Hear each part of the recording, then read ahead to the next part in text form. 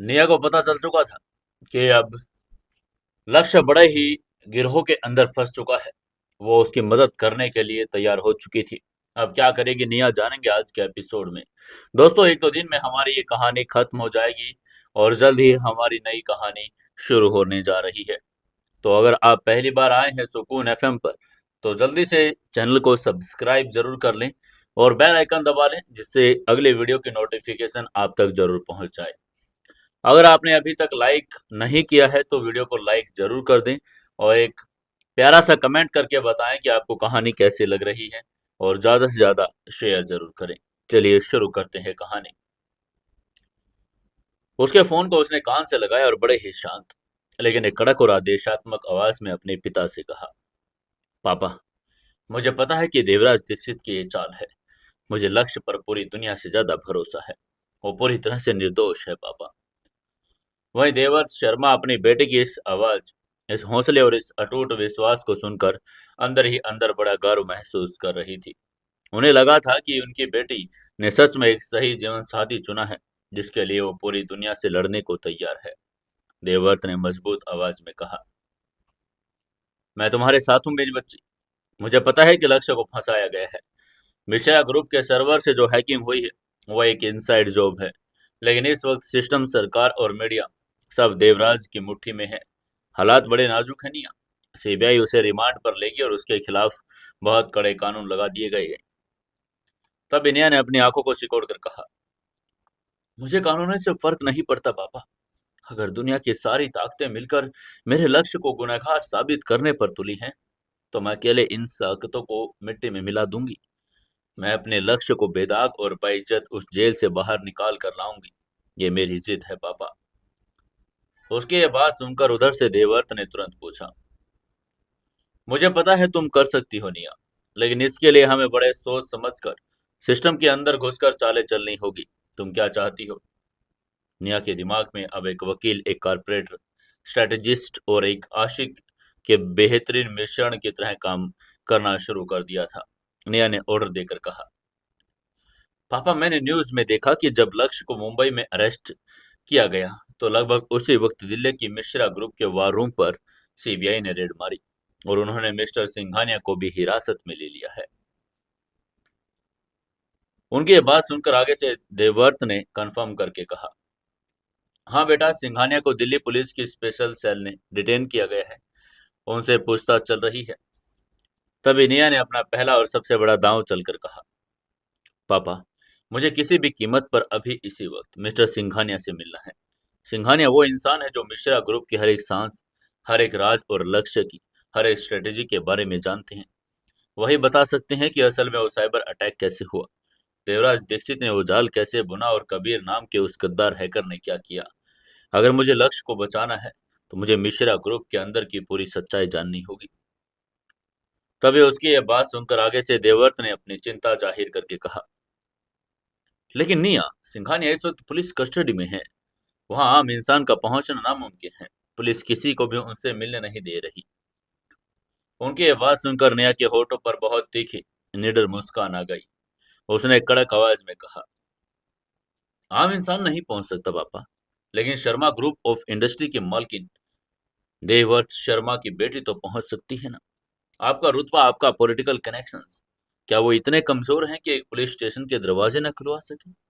मुझे नहीं पता पापा आप कौन सा फोन घुमाएंगे, किस मिनिस्टर को प्राइवेट कॉल करेंगे, लेकिन मुझे अगले 1 घंटे के अंदर मिस्टर सिंघानिया के साथ उस पुलिस स्टेशन में एक प्राइवेट रूम में एक सीक्रेट मीटिंग चाहिए, किसी भी कीमत पर। वही नया की इस बॉस लेडी अवतार को देखकर देवर्थ शर्मा मुस्कुरा दिए। उनकी बेटी अब बड़ी हो गई थी। वो प्यार के लिए गिड़गिड़ाने वाली नहीं, बल्कि सिस्टम से भिड़ने वाली शेरनी बन चुकी थी। देवव्रत ने फौलादी आवाज में कहा, ठीक है मेरी बच्ची, तुम अभी हॉस्पिटल से निकलो। मैं अपने चीफ ऑफ सिक्योरिटी को तुम्हारे पास भेज रहा हूँ। वो तुम्हें सीधे दिल्ली पुलिस के उस सीक्रेट सेफ हाउस में लेकर जाएगा जहां सिंघानिया को रखा गया है। मैं होम मिनिस्टर से बात करके तुम्हारी वो मीटिंग अरेंज करवाता हूँ। लेकिन याद रखना निया, जो भी बात करना बहुत संभल कर करना, दीवारें भी सुनती हैं। उनकी ये बात सुनकर उधर से निया ने पूरे कॉन्फिडेंस के साथ कहा, मैं सब संभाल लूंगी पापा, थैंक यू। ये कहते हुए निया ने फोन काट दिया। फोन रखने के बाद निया ने मुड़कर सिया और माही की तरफ देखा। वहीं सिया के चेहरे पर जो खौफ था, लेकिन निया की आंखों की वाग देखकर सिया को एक अजीब सा हौसला मिल रहा था। तभी निया ने सिया के पास जाकर उसके कंधे पर हाथ रखकर कहा, दीदी, आपको घबराने की बिल्कुल जरूरत नहीं।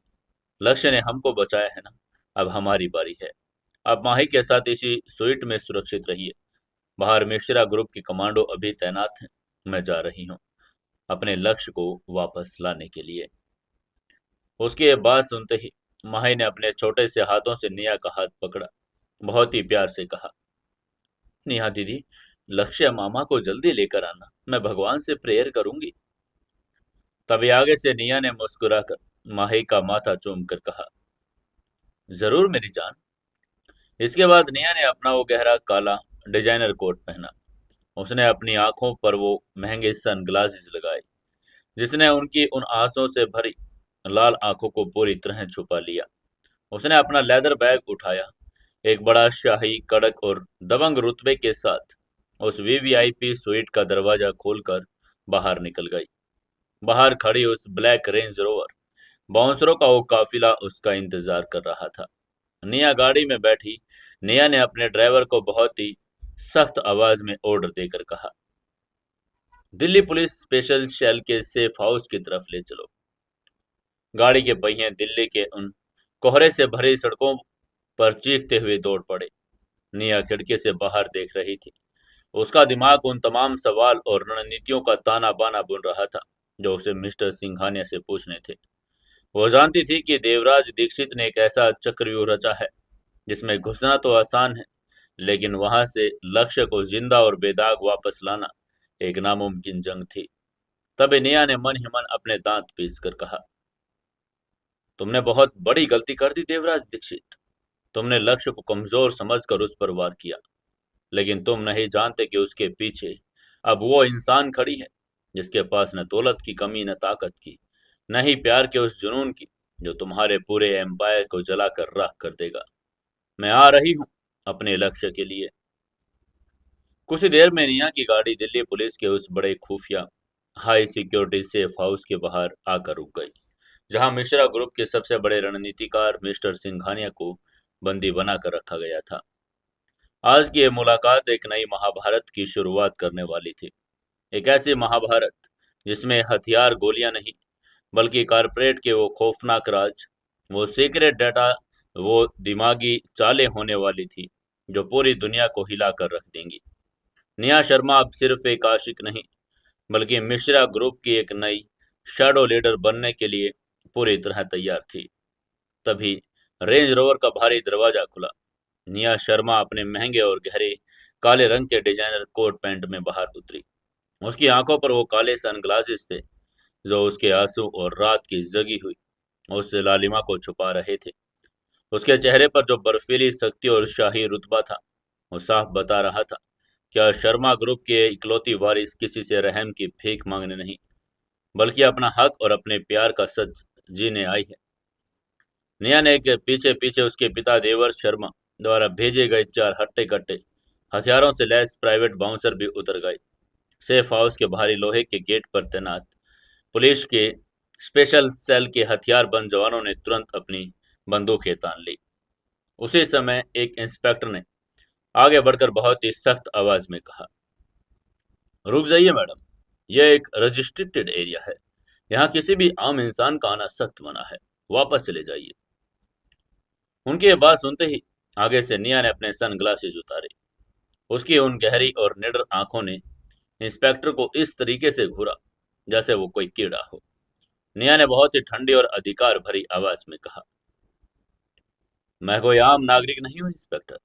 मेरा नाम निया शर्मा है, देवर्थ शर्मा की बेटी। और मुझे लगता है कि आपके कमिश्नर साहब का फोन अंदर आपके सुपीरियर ऑफिसर के पास पहुंच चुका होगा।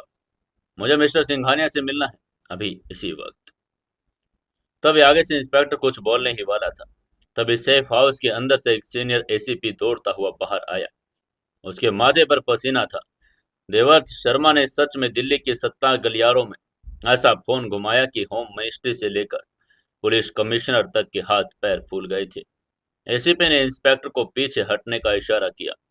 निया के सामने बहुत ही अदब से कहा, माफी चाहूंगा निया मैम, हमें ऊपर से ऑर्डर मिल चुके हैं, आप अंदर आ सकती हैं, लेकिन आपके बाउंसर यही बाहर रुकेंगे और आपके पास मिस्टर सिंघानिया से बात करने के लिए सिर्फ 15 मिनट का समय है। मामला नेशनल सिक्योरिटी का है, इसलिए हम इससे ज्यादा रिस्क नहीं ले सकते मैडम। तब इनिया ने अपने बाउंसर को वहीं रुकने का इशारा किया और कहा, मुझे 15 मिनट ही चाहिए। ये कहकर वो एसीपी के पीछे पीछे उस खौफनाक और सीलन भरी बिल्डिंग के अंदर दाखिल हो गई। उस सेफ हाउस के अंदर का माहौल किसी काल कोठरी से कम नहीं था। ट्यूबलाइट्स की पीली और टिमटिमाती हुई रोशनी, दीवारों से झड़ता हुआ पेंट और एक अजीब सी घुटन भरी खामोशी। निया जो हमेशा महलों में रही थी, आज अपने प्यार के लिए इस नर्क में उतर आई थी। एसीपी उस एक लंबे और अंधेरे कॉरिडोर से आखिरी छोर पर बने एक इंटेरोगेशन रूम के बाहर ले गया। तभी एसीपी ने भारी लोहे के दरवाजे का लॉक खोल कर कहा, वो अंदर है मैम, लेकिन ध्यान रहे कमरे में कैमरे लगे हैं, आप कोई भी ऐसी चीज उन्हें नहीं दे सकती जो कानून के खिलाफ हो। उनकी ये बात सुनकर निया ने कोई जवाब नहीं दिया। उस भारी लोहे के दरवाजे को धकेला और अंदर दाखिल हो गई। दरवाजा पीछे से एक भारी खट की आवाज के साथ बंद हो गया। कमरे के अंदर का नजारा देखकर निया का दिल एक पल के लिए दहल गया। कमरे के बीचों बीच एक ठंडी लोहे की मेज रखी थी। उस मेज के उस पार एक सख्त लोहे की कुर्सी पर मिस्टर सिंघानिया बैठे थे। वो मिस्टर सिंघानिया जिन्हें निया ने कल ही ग्लोबल लाइफ केयर हॉस्पिटल में देखा था, जहां वो एक खूंखार प्राइवेट आर्मी के कमांडर की तरह लक्ष्य के सामने सीना तान कर खड़े थे। आज वो पूरी तरह से टूटे हुए लग रहे थे। उनका वो महंगा चारकोल ग्रे इटालियन सूट सिलोटों से भर गया था। उनके बाल अस्त व्यस्त थे। उनके चेहरे पर थकान और तनाव के गहरे निशान थे। उनके दोनों हाथों की एक मोटी लोहे की हथकड़ी से उनको बांधकर मेज के बीच लगे एक कुंडे की जकड़ अंदर दिया था। रात भर की सीबीआई की कड़ी पूछताछ, टॉर्चर ने इस उम्र दराज को शारीरिक रूप से तोड़ दिया था। लेकिन जब निया की नजर सिंघानिया की आंखों पर पड़ी तो उसने देखा, उन आंखों में अभी भी वही फौलादी निष्ठा, वही वफादारी और वही तेज था जो मिश्रा ग्रुप के नाम के साथ जुड़ा हुआ होता है। दरवाजे की आवाज सुनकर सिंघानिया ने धीरे से अपना सिर उठाया। जब उसकी नजर निया पर पड़ी तो उसकी आंखों में एक पल के लिए हैरानी से वो चौड़ी हो गई। सिंघानिया देवर्थ शर्मा की इस इकलौती बेटी को बहुत अच्छी तरह पहचानते थे। उन्होंने कई कारपोरेट इवेंट्स में निया को देखा था, लेकिन इस वक्त इस हालात में सीबीआई के इस गुप्त सेफ हाउस में निया शर्मा का यहाँ आना उनके लिए किसी झटके से कम नहीं था। सिंघानिया की आवाज भारी और सूखी हुई थी। उन्होंने खांस कर कहा, मिस निया शर्मा, आप यहाँ क्या कर रही हैं? शर्मा ग्रुप का मिश्रा ग्रुप के इस मामले से कोई लेना देना नहीं। आपको यहाँ नहीं आना चाहिए था। ये जगह आपके लिए सुरक्षित नहीं है। लेकिन आगे से निया धीरे धीरे कदम बढ़ाती उस लोहे की मेज के बिल्कुल सामने आकर खड़ी हो गई। उसने अपने बैग को मेज पर रखा और सिंघानिया की आंखों में बहुत ही गहराई और एक अजीब से दर्द के साथ देखकर कहा, शर्मा ग्रुप का इस मामले से कोई लेना देना नहीं है मिस्टर सिंघानिया, लेकिन मेरा है। मैं यहाँ देवर्थ शर्मा की बेटी बनकर नहीं आई हूँ।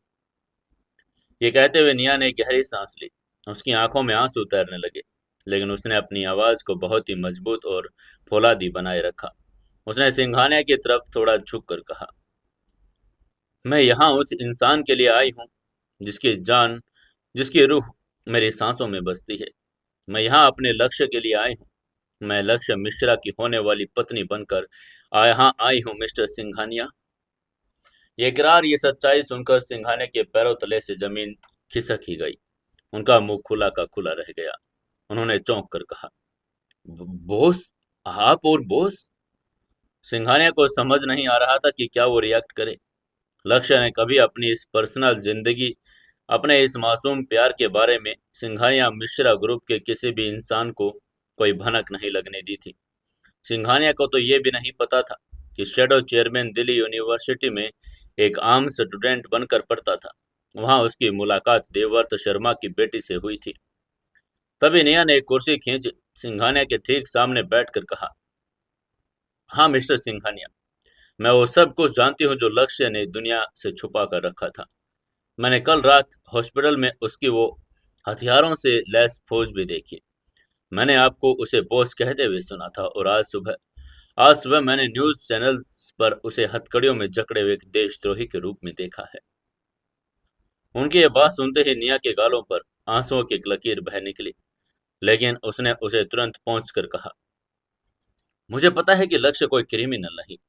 मुझे पता है कि वो अपने देश के साथ गद्दारी नहीं कर सकता। देवराज दीक्षित ने एक बहुत ही खौफनाक और घिनौनी साजिश रची है, और मैं उस साजिश को बेनकाब करने आई हूँ। मुझे सब कुछ जानना है मिस्टर सिंघानिया, शुरू से लेकर अंत तक। देवराज दीक्षित ने ऐसा क्या किया कि लक्ष्य जैसा अजय इंसान उसके जाल में फंस गया, और आप लोग ये साइबर अटैक और देशद्रोह के मामले में कैसे फंस गए? सिंघानिया ने निया की उन दर्द और जिद से भरी आंखों को देखा। एक पल के लिए उन्हें लगा कि शायद ये भी देवराज दीक्षित की कोई चाल हो सकती है, लेकिन निया के चेहरे की वो सच्चाई, वो तड़प, लक्ष्य के प्रति उसका अटूट विश्वास देखकर सिंघानिया के दिल में सारा शक मिट गया। उन्हें एहसास हुआ कि उनके बॉस ने एक ऐसी लड़की को अपना जीवन साथी चुना है जो किसी भी तूफान से टकराने की हिम्मत रखती है। सिंघानिया ने अपनी हथकड़ियों को थोड़ा सा खिसकाया और अपनी सूखी हुई जुबान को होठों से फेर कर एक बहुत ही गहरी और दर्दनाक आह भरी। सिंघानिया ने बोलना शुरू करके कहा, मिस निया, जो कुछ भी हुआ है वो एक सिर्फ कॉर्पोरेट राइवलरी नहीं है। यहाँ एक बहुत ही ठंडे दिमाग से रची गई एक हैवानियत भरी चाल है। रघुनाथ जी के मरने के बाद जब से बॉस ने शैडो चेयरमैन बनकर कंपनी की कमान संभाली, देवराज को लगा कि मिश्रा ग्रुप कमजोर हो गया। उसने हमारे टेंडर्स छीनना शुरू कर दिया, हमारे खिलाफ अफवाहें फैला दी। कमरे के सन्नाटे में उनकी वो भारी आवाज गूंजने लगी थी। सिंघानिया ने आगे कहा, बॉस ने दीक्षित को खत्म करने के लिए ऑपरेशन ब्लड बाथ नाम की एक मास्टर स्ट्रेटेजी बनाई। हमारी प्लानिंग थी कि हम उनके दर्जनों गुप्त शैल कंपनियों के जरिए मार्केट से दीक्षित ग्रुप के शेयर्स खामोशी से खरीद लेंगे, और जिस दिन वो अपनी कंपनी की 25वीं वर्षगांठ मना रहा होगा, उसी दिन हम उन शेयर्स को डंप करके उसे दिवालिया घोषित करेंगे और उसके भ्रष्ट अधिकारियों का कच्चा चिट्ठा दुनिया के सामने लाएंगे। आगे से निया बहुत ही ध्यान से एक एक शब्द सुन रही थी। उसने तुरंत पूछा, तो फिर गलती कहाँ हुई? लक्ष्य का दांव उल्टा कैसे पड़ गया? उनकी ये बात सुनते ही सिंघानिया की आंखों में एक भयंकर तूफान और नफरत, गुस्से की आग धधक उठी। उन्होंने अपनी आंखें सिकोड़ कर कहा, गद्दारी, मिसनिया, हमारे अपने ही घर में एक ऐसा सांप पल रहा था जिसे हम दूध पिला रहे थे। कभी मिश्रा ग्रुप के सीक्रेट वॉर रूम का चीफ हैकर, वो इंसान जिस पर बोस ने सबसे ज्यादा भरोसा किया। देवराज दीक्षित ने उस कबीर को बहुत पहले करोड़ रुपए और शायद किसी ब्लैकमेल के जरिए खरीद लिया था। सिंघानिया ने अपनी बात को गहराई से समझाकर कहा, हमें लगा था कि हमारी शेल कंपनियां जो शेयर खरीद रही हैं वो ओपन मार्केट के शेयर हैं, लेकिन हमें नहीं पता कि देवराज दीक्षित ने हमारे इस कदम को पहले ही भांप लिया था।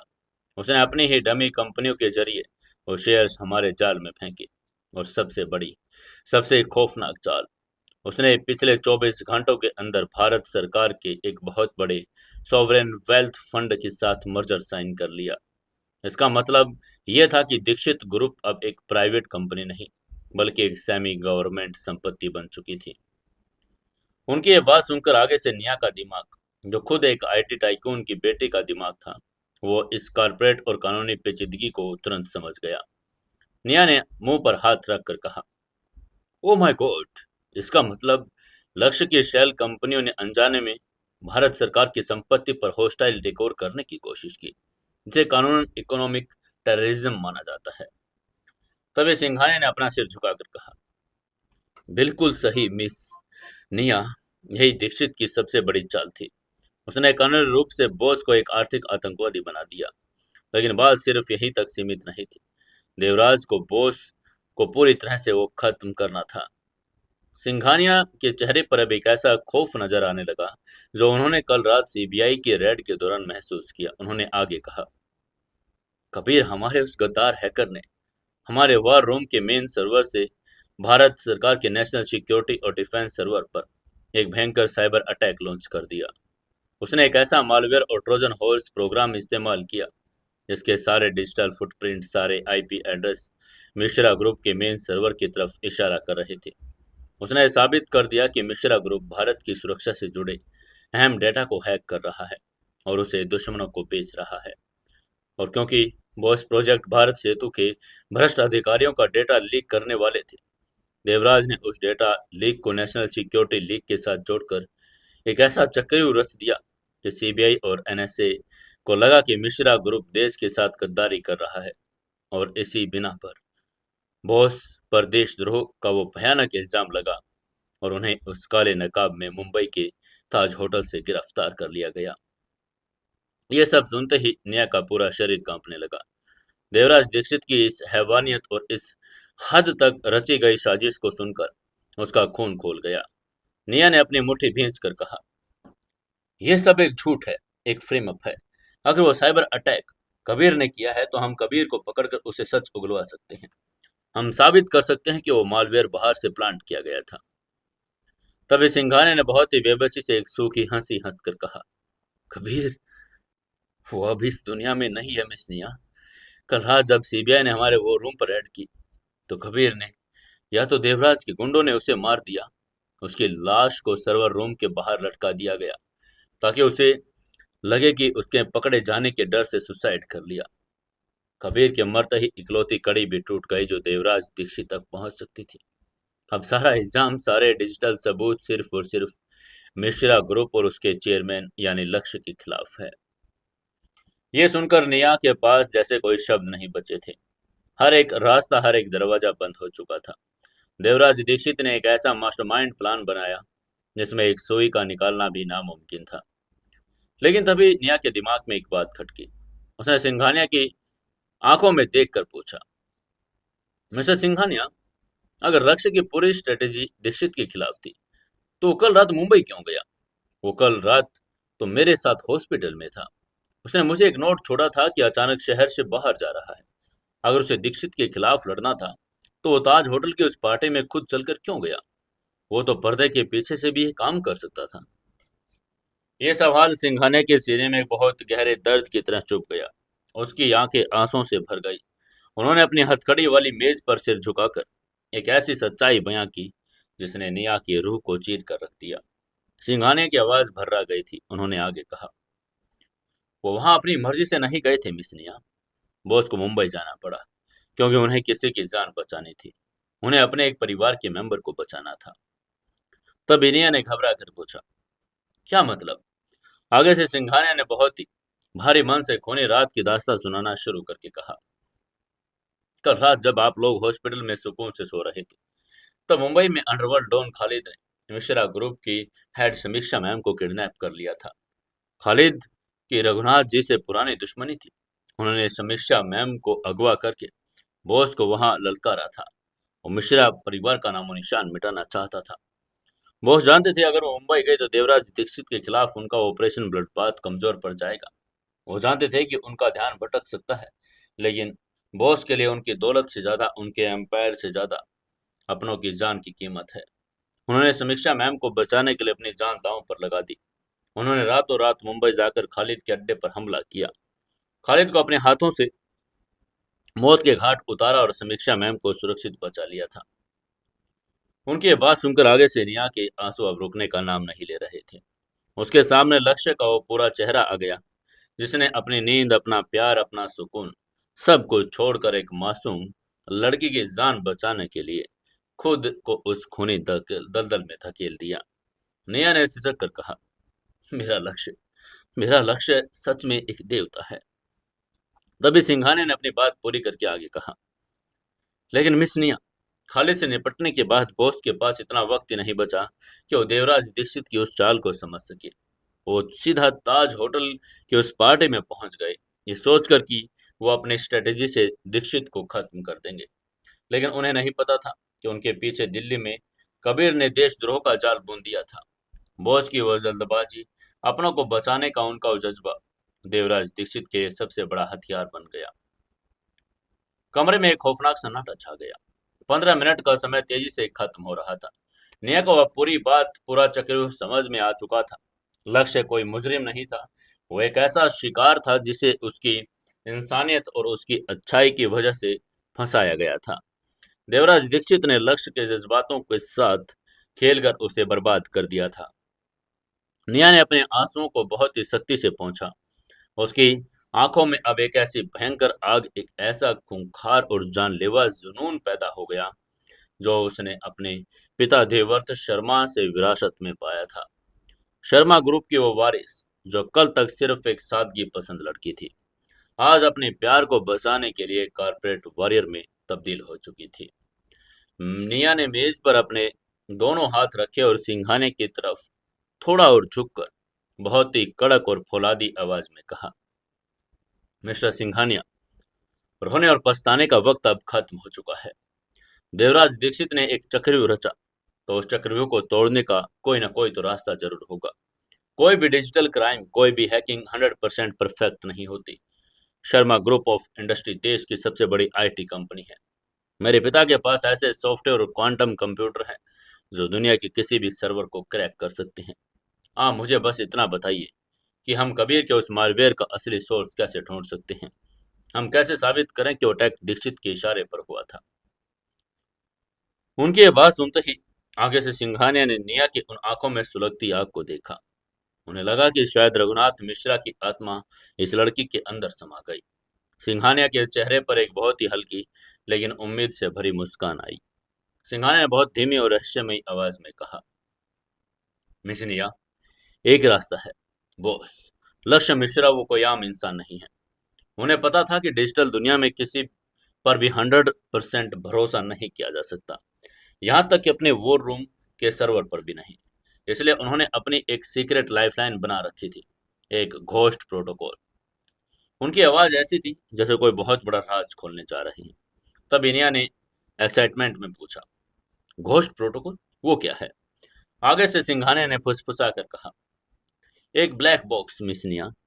बॉस ने वॉर रूम के मेन सर्वर में पैरेलल एक बहुत ही छोटा, अनडिटेक्टेबल और एक हाई एनक्रिप्टेड शैडो सर्वर बना कर रखा था। यह सर्वर कंपनी के नेटवर्क से जुड़ा नहीं था, बल्कि सीधे सैटेलाइट के जरिए डेटा को सुरक्षित जगह पर बैकअप करता था। कबीर को या मुझे या कंपनी के किसी भी इंसान को इस ब्लैक बॉक्स के बारे में जानकारी नहीं थी। अगर कबीर ने हमारे मेन सर्वर में मैनवेयर डाला है तो मालवेयर उस ब्लैक बॉक्स में रिकॉर्ड नहीं हुआ होगा, बल्कि वहां वो असली कमांड का और असली आईपी एड्रेस रिकॉर्ड हुआ होगा जहां से कबीर ने वो ट्रोजन हॉर्स प्लांट किया था। उनकी ये बात सुनकर निया की आंखें चमक आई। उसने उम्मीद भरी आवाज में कहा, इसका मतलब उस ब्लैक बॉक्स में वो सबूत हैं जो साबित कर सकते हैं कि हैकिंग मिश्रा ग्रुप ने नहीं, बल्कि दीक्षित की डमी कंपनियों के आईपी एड्रेस से हुई थी। हम लक्ष्य को बेगुनाह साबित कर सकते हैं। आगे से सिंघाने ने तुरंत कहा, हाँ, लेकिन सबसे बड़ी प्रॉब्लम यह है कि ब्लैक बॉक्स कहाँ है, ये सिर्फ और सिर्फ बॉस जानते हैं। उन्होंने उसे किसी ऐसी जगह छुपा कर रखा होगा जो दुनिया की नजरों में बिल्कुल दूर हो। कोई ऐसी जगह जहां कोई सोच भी ना सके कि इंडिया का सबसे बड़ा अरबपति अपना सबसे कीमती डेटा रखेगा। ये सुनते ही निया का दिमाग सुपर कंप्यूटर की तरह तेजी से काम करने लगा। उसने मन ही मन में सोचा, ऐसी जगह जहां कोई सोच भी ना सके। तभी निया के दिमाग में तुरंत एक जगह कूद गई, वो जगह जो लक्ष्य के दिल के सबसे करीब थी। वो जगह जहां लक्ष्य ने अपनी जिंदगी की सबसे बड़ी जलालत और सबसे बड़ा संघर्ष शुरू किया था। वो जगह है जहां उसने और लक्ष्य ने एक दूसरे से अपने दिल की बातें कही थी। निया ने एक बहुत ही धीमी सी फुसफुसाहट निकाली। उसने धीरे से कहा, मुखर्जी नगर। मुखर्जी नगर का वो सीलन भरा 10 बाई 10 का वो छोटा कमरा। लक्ष्य ने मुझे बताया था वो आज रात भी वहीं सोता है। वो उसी कमरे में अपना सारा काम करता है। मिस्टर सिंघानिया, वो ब्लैक बॉक्स, वो सर्वर कहीं और नहीं, लक्ष्य के उसी पुराने कमरे में छुपा है। उनकी ये बात सुनकर सिंघानिया की आंखों में हैरानी से वो चौड़ी हो गई। उन्होंने चौंक कर कहा, मुखर्जी नगर, एक झोपड़पट्टी जैसा कमरा। बॉस ने अपना सबसे बड़ा सीक्रेट वहां रखा। अगर ऐसा है तो मिस निया, आपको तुरंत वहां जाना होगा। सीबीआई और पुलिस को भी शायद इस कमरे के बारे में भनक लग जाए। अगर वो वहां पहुंच गए तो वो ब्लैक बॉक्स को भी देशद्रोह का हिस्सा बताकर नष्ट कर देंगे। आपको उनसे पहले उस ब्लैक बॉक्स तक पहुंचना होगा। उनकी ये बात सुनकर आगे से यान कॉन्फिडेंस से कहा, मैं उसे ढूंढ दूंगी मिस्टर सिंघानिया। मैं उस ब्लैक बॉक्स को ढूंढकर शर्मा ग्रुप के सर्वर से डिटेक्ट करवाऊंगी। मैं देवराज दीक्षित का पर्दाफाश करूंगी कि उसकी आने वाली सारी 7 पुश्तें भी कारपोरेट का नाम लेने से कांपेगी। ये कहते हुए निया अपनी जगह से खड़ी हो गई। उसने अपना बैग उठाया। उसका रूप अब एक ऐसी खूंखार शेरनी हो चुका था जिसके जबड़े में अब देवराज दीक्षित की गर्दन आने वाली थी। तभी सिंघानिया ने अपनी हथकड़ी वाली मेज से उठने की कोशिश करके कहा, मिस निया, बॉस की जान खतरे में है। वो देशद्रोह के चार्ज में है। उन्हें किसी भी वक्त कोई भी खौफनाक सजा दी जा सकती है। प्लीज उन्हें बचा लीजिएगा। मिश्रा ग्रुप अब आपके हाथों में है। आप ही हमारी नई शैडो हैं। आगे से निया ने मुड़कर सिंघानिया की आंखों में देखा। उसने बहुत ही फौलादी और गहरे विश्वास के साथ कहा, आप फिक्र मत कीजिए मिस्टर सिंघानिया। मेरे लक्ष्य को एक खरोंच भी नहीं आएगी। मैं सीबीआई सरकार, देवराज दीक्षित सबसे लड़ जाऊंगी। मिश्रा ग्रुप का सूरज डूबा नहीं है, बल्कि अब वो एक ऐसी आग बनकर निकलेगा जो इस शहर को जलाकर राख कर देगा। तभी लोहे का भारी दरवाजा खुला। एसीपी ने अंदर आकर कहा, मैडम, मैडम आपका समय खत्म हो चुका है, प्लीज बाहर आ जाइए। उनकी ये बात सुनते ही आगे से निया ने अपना चश्मा वापस अपनी आंखों पर लगाया। उसने सिंघानिया को एक आखिरी बार देखा। बहुत ही शाही, निडर और खौफनाक एटीट्यूड के साथ उस इंट्रोगेशन रूम से बाहर निकल गई। जब निया उस सेफ हाउस से बाहर निकली तो दिल्ली का वो कोहरा छटने लगा था। सूरज की हल्की सी किरण बादलों को चीर रही थी। निया ने अपनी रेंज रोवर की तरफ कदम बढ़ाए। उसके बाउंसर्स ने दरवाजा खोला। गाड़ी में बैठते ही निया ने अपना फोन निकाला और अपने पिता देवव्रत शर्मा को कॉल किया।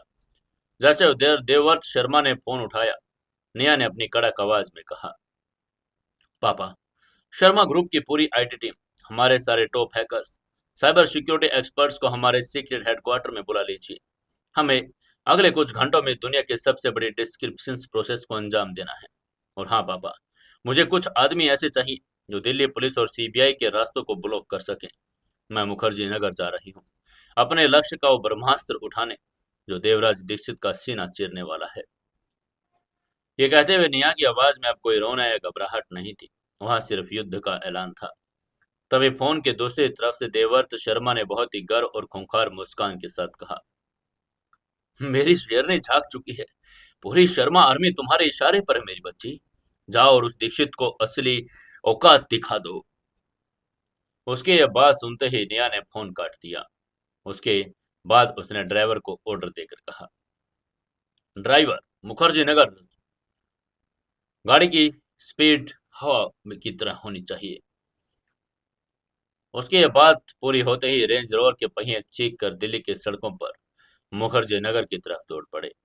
निया शर्मा, जो अब तक एक सिर्फ लवर थी, वो अब लक्ष्य मिश्रा की परछाई बनकर, मिश्रा ग्रुप की नई ढाल बनकर इस कारपोरेट महासंग्राम के मैदान में उतर चुकी थी। देवराज दीक्षित को इस बात का रत्ती भर भी अंदाजा नहीं था कि उसने जिस लक्ष्य मिश्रा को हथकड़ियों में जकड़वाकर अपनी जीत का जश्न मनाया था, उस लक्ष्य के पीछे एक ऐसी लड़की खड़ी हो चुकी है जिसके पास न तो सिर्फ शर्मा ग्रुप की अरबों की ताकत है, बल्कि एक ऐसा प्यार का जुनून है जो मौत को भी हराने का जज्बा रखता है। जंग का असली दूसरा अध्याय अब शुरू होने वाला था। दिल्ली की चौड़ी चौड़ी सड़कों को पीछे छोड़ते हुए निया शर्मा की वो चमचमाती ब्लैक रेंज रोवर और उसके बाउंसरों का काफिला अब मुखर्जी नगर की उन तंग भीड़ भाड़ वाली धूल भरी गलियों में दाखिल हो रहा था। इन गलियों ने आज तक कभी इतनी महंगी गाड़ियां, हथियारों से लैस बाउंसरों का ऐसा खौफनाक काफिला नहीं देखा था। चाय की टपरियों पर खड़े स्टूडेंट्स, रिक्शे वाले और राहगीर अब अवाक होकर रास्ता छोड़ रहे थे। निया की आंखों पर अभी भी वो काले सनग्लासेस थे, लेकिन उसके दिमाग में एक ही बात गूंज रही थी, ब्लैक बॉक्स और वह ब्रह्मास्त्र जो उसके लक्ष्य की उन ठंडी, खौफनाक सलाखों से उसे बाहर निकाल सकता था। गाड़ियों का काफिला उस पुराने और जर्जर बिल्डिंग के सामने आकर रुका, जहां लक्ष्य का वो 10 बाई 10 का सीलन भरा कमरा था। निया ने गाड़ी का दरवाजा खोला और बाहर कदम रखा। वहां फैली हुई सीलन की महक, खुली हुई नालियां, दीवारों से झड़ता हुआ पेंट देखकर निया का दिल एक बार फिर से भर आया। उसे याद आया कि दुनिया का सबसे बड़ा अरबपति, मिश्रा ग्रुप का चेयरमैन, अपने रातों की नींद इसी जगह पर पूरी करता था, सिर्फ इसलिए ताकि वो अपनी जड़ों को और अपनी इंसानियत को भूल न जाए। तभी निया ने अपने चीफ सिक्योरिटी ऑफिसर को सख्त लहजे में ऑर्डर देकर कहा, तुम लोग यहीं नीचे रुको, किसी को भी अंदर आने की इजाजत नहीं। ये कहते वो खुद तेजी से उन संकरी और अंधेरी सीढ़ियों को चढ़ने लगी। तभी उसने देखा लक्ष्य के कमरे के बाहर एक पुराना सा जंग लगा ताला लटक रहा था। निया ने अपने बैग से एक भारी पेपर वेट निकाला, पूरी ताकत से उस ताले पर दे मारा। दो तीन बार मारने के बाद ताला टूटकर नीचे गिर गया। ताला खुलते ही निया ने उस पुरानी लकड़ी के दरवाजे को धकेला और अंदर दाखिल हो गई। कमरे के अंदर का सन्नाटा किसी को भी डरा सकता था। उस सन्नाटे में सिर्फ कोने में रखे सिंक से टपकते पानी की टप टप की आवाज गूंज रही थी। कमरे में एक पुरानी सी खटिया, एक लकड़ी की टूटी हुई मेज और एक अलमारी थी। फर्श पर लक्ष्य का वो पुराने और फटे हुए जूते पड़े थे।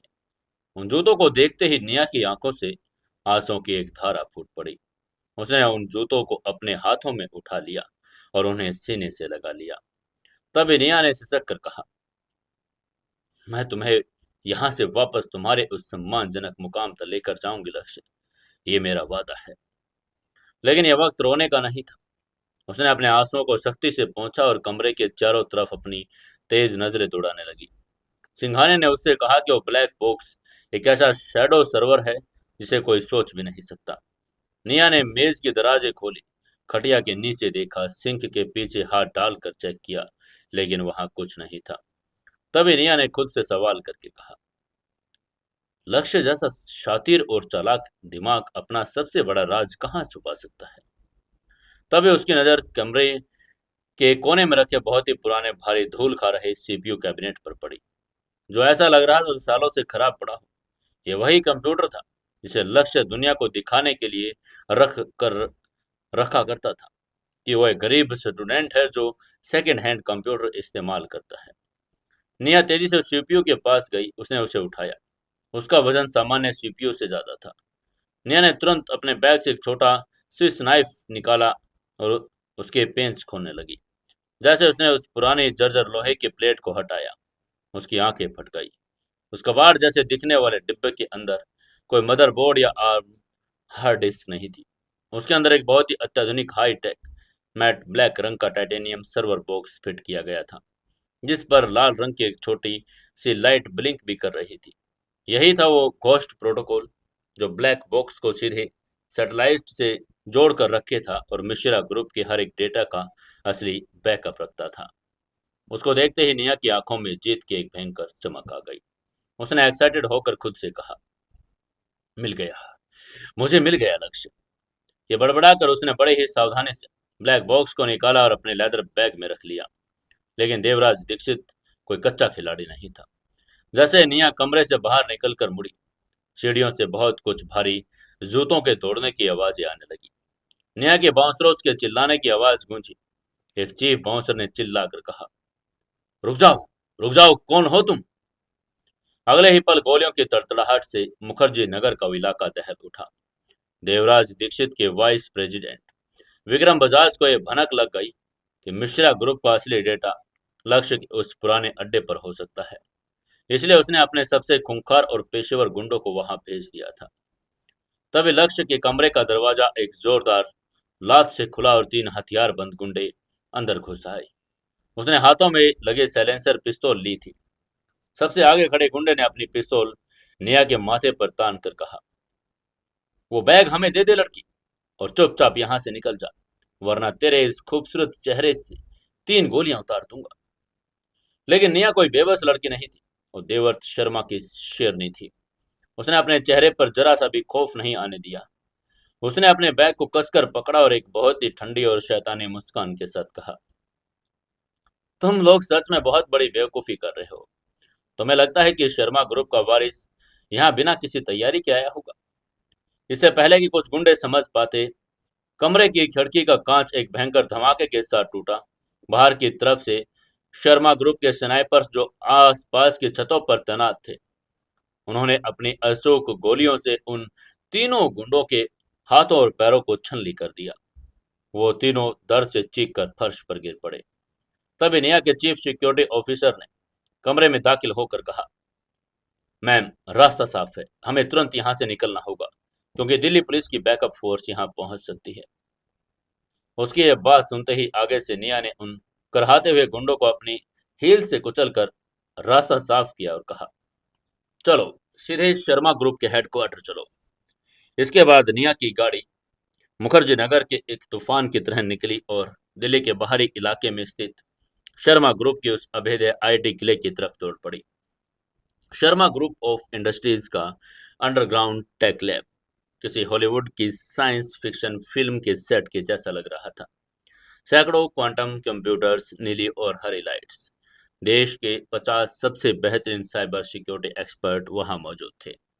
देवव्रत शर्मा खुद अपनी बाहों को बांधे हुए उस मेन स्क्रीन के सामने खड़े थे। निया भागती हुई अंदर आए, उसने वो ब्लैक बॉक्स अपने पिता के सामने रखकर कहा, पापा, यही वो चाबी है जो देवराज दीक्षित की तिजोरी और उसके सारे झूठ के ताले खोलेगी। इसमें वो असली आईपी एड्रेस और वो सबूत हैं जो साबित करेंगे कि साइबर अटैक मिश्रा ग्रुप ने नहीं, बल्कि दीक्षित की डमी कंपनियों ने कबीर के जरिए करवाया था। ये कहते हुए निया की सांसें फूल रही थी, लेकिन उसकी आवाज में एक भयंकर आग थी। वहीं आगे से देवर्त शर्मा ने तुरंत अपने चीफ टेक ऑफिसर को इशारा किया। टीम ने उस ब्लैक बॉक्स को शर्मा ग्रुप के मेन फ्रेम सुपर कंप्यूटर से कनेक्ट कर लिया, लेकिन जैसे ही उन्होंने डेटा डिक्रिप्ट करने की कोशिश की, स्क्रीन पर एक लाल रंग का एक्सेस डिनाइड का एरर मैसेज आ गया। ये देखते ही चीफ टेक ऑफिसर्स के माथे पर पसीना आ गया। उसने घबरा कर कहा, सर, ये एन्क्रिप्शन दुनिया के सबसे एडवांस मिलिट्री ग्रेड कोडिंग है। लक्ष्य मिश्रा ने इसे ऐसे डिजाइन किया कि अगर कोई गलत पासवर्ड डालेगा तो इसके अंदर एक किल स्विच एक्टिवेट हो जाएगा। सारा डेटा हमेशा के लिए जलकर खाक हो जाएगा। हमारे पास सिर्फ 3 अटेम्प्ट्स हैं। उसके ये बात सुनकर निया का दिल जोर से धड़कने लगा। उसने धीरे से कहा, क्लिक स्विच? मतलब अगर हमने गलत पासवर्ड डाला तो लक्ष्य के बेगुनाह होने का इकलौता सबूत हमेशा के लिए मिट जाएगा। तब देवर्त शर्मा ने गंभीरता से कहा, हाँ निया, लक्ष्य का दिमाग बहुत तेज है। उसने कोई ऐसा पासवर्ड रखा होगा जो उसके दिल के सबसे करीब हो, लेकिन दुनिया के लिए वो रहस्य हो। सोचो निया, वो पासवर्ड क्या हो सकता है? उसका जन्मदिन, उसके दादाजी का नाम, मिश्रा ग्रुप का कोई कोड।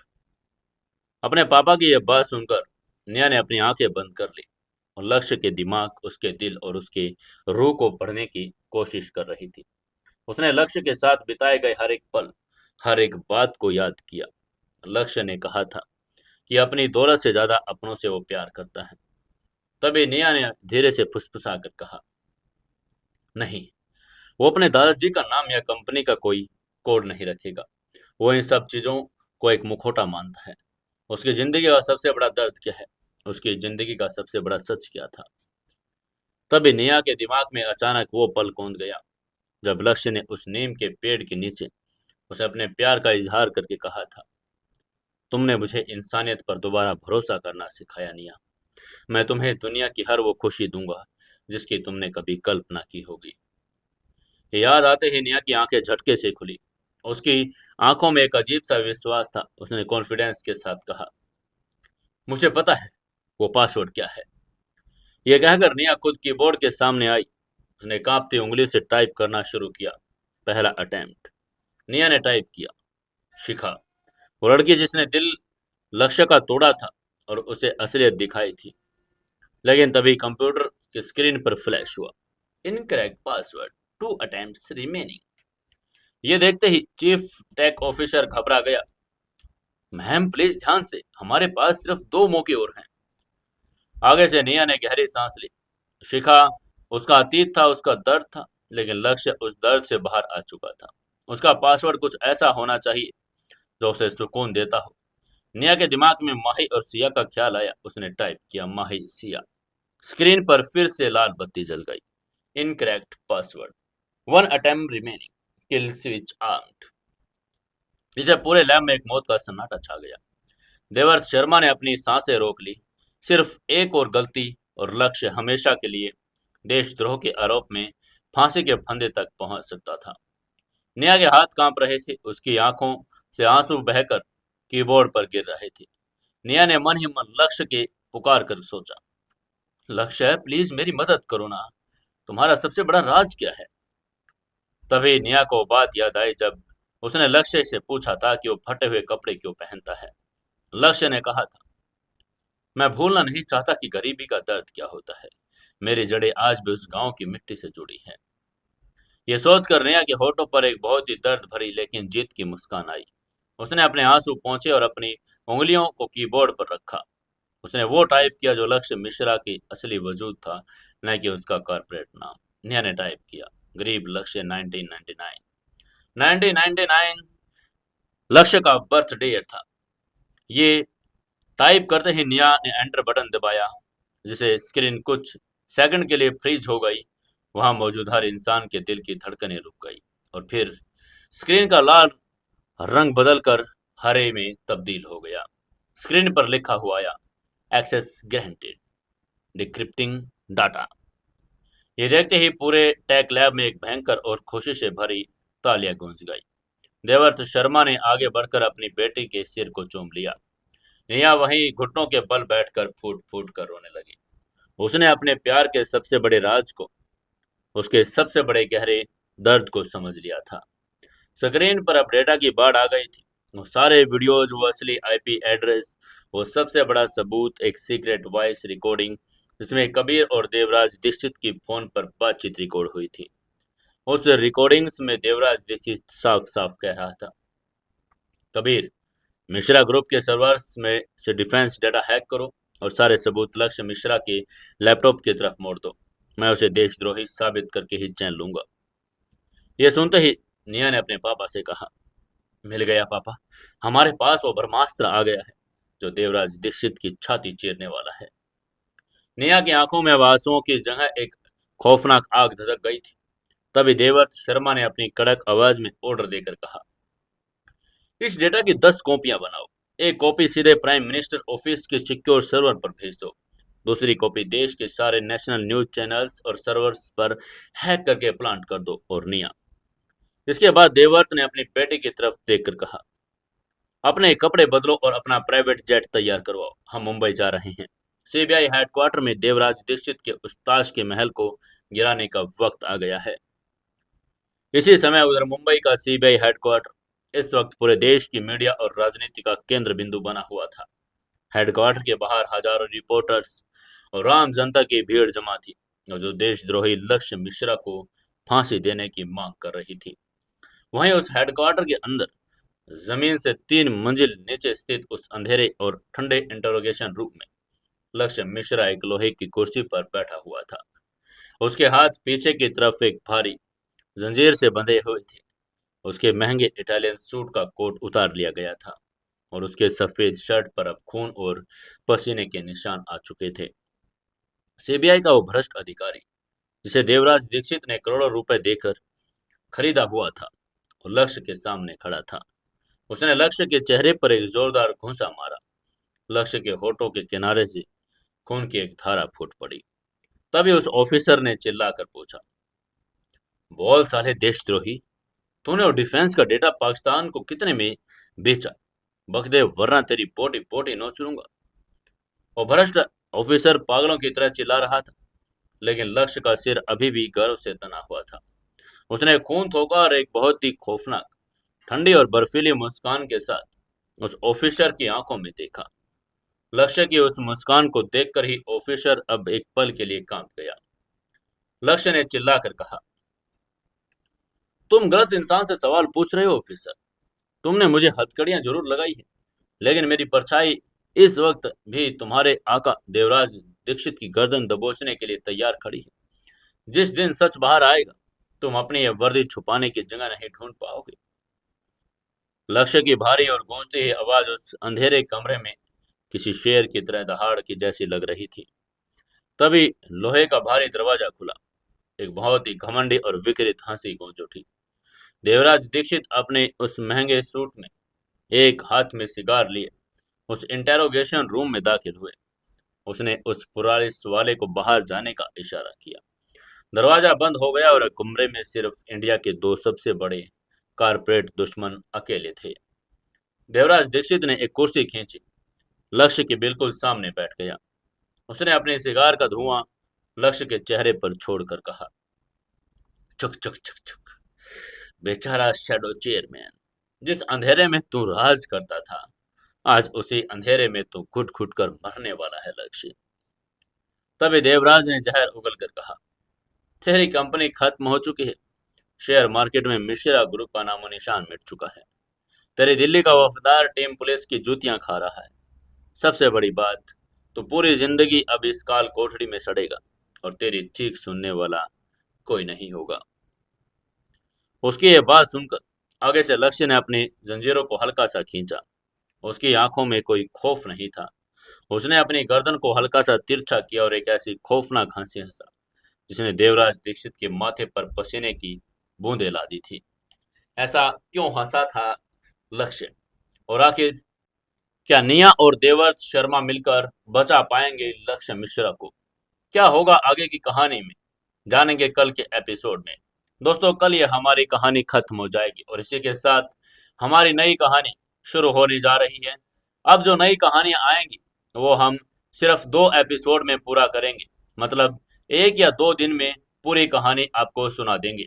अगर आपको ये प्रोजेक्ट अच्छा लगे तो कहानी को ज़्यादा से ज़्यादा लाइक, शेयर और कमेंट जरूर से जरूर करके बताना और चैनल को सब्सक्राइब जरूर कर लेना।